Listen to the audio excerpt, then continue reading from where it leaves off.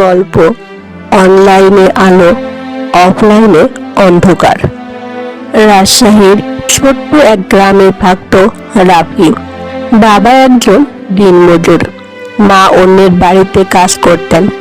সংসারটা কষ্টের জন্য রাফির একটা বড় স্বপ্ন ছিল, সে ইউটিউব ভিডিও বানাবে, মানুষ তাকে চিনবে। 2023 সালের শেষ দিকে তার এক বন্ধু তাকে একটা পুরনো স্মার্টফোন দেয়। সেই ফোনটাই হয়ে ওঠে তার পৃথিবী। দিনে কাজ, রাতে ভিডিও বানানো, এই ছিল তার রুটিন। সেই ছোট ছোট গল্প, মানুষের কষ্ট, গ্রামের জীবন, এসব নিয়ে ভিডিও বানাতে শুরু করে। প্রথমে কেউ দেখতো না, 10 ভিউ, 20 ভিউ, তাতে সে খুশি হতো। একদিন সে একটা ভিডিও বানায়, এক বৃদ্ধের একদিনের জীবন। ভিডিওটা সত্য ঘটনা অবলম্বনে ছিল। গ্রামের এক বৃদ্ধ, যার ছেলে শহরে গিয়ে আর ফিরে আসেনি। সে বৃদ্ধ একা, অসুস্থ, তবুও প্রতিদিন রাস্তার পাশে বসে থাকে, এই আশায় যে ছেলে একদিন ফিরবে। রাফি চুপচাপ সে বৃদ্ধকে অনুসরণ করে পুরো দিনের ভিডিও বানায়। শেষে বৃদ্ধের একটা কথা, মানুষ যখন বড় হয় তখন সে ভুলে যায়, তার শিকড় কথাই ছিল।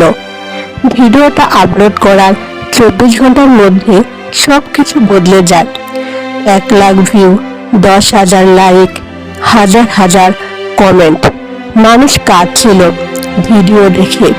কিন্তু এখানে গল্পের আসল মোড়। ভিডিওটা ভাইরাল হওয়ার পর অনেকেই সে বৃদ্ধকে খুঁজে বের করে সাহায্য করতে চাইল। কিন্তু যখন রাফি আবার সেখানে গেল, বৃদ্ধ আর নেই। কেউ জানে না তিনি কবে মারা গেছেন। পাশের দোকানদার শুধু বলল, গত 2 দিন ধরে তাকে দেখিনি।